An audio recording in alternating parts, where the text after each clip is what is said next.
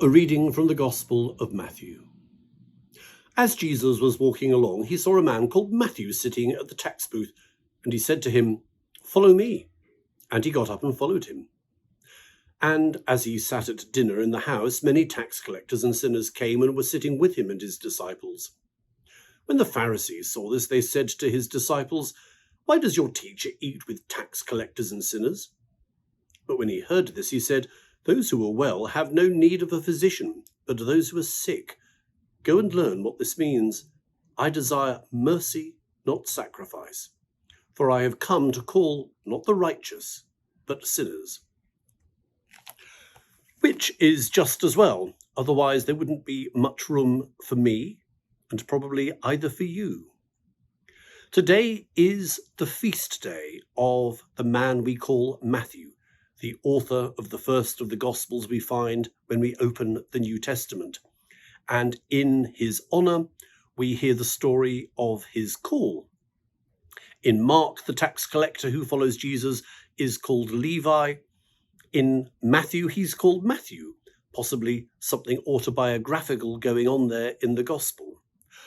But the important point comes in the dinner party scene which follows, whereas ever the Pharisees don't really like and don't really understand what they see Jesus doing, sitting down with people on whom society has turned its back, sinners, as if the Pharisees were blameless, ha ha.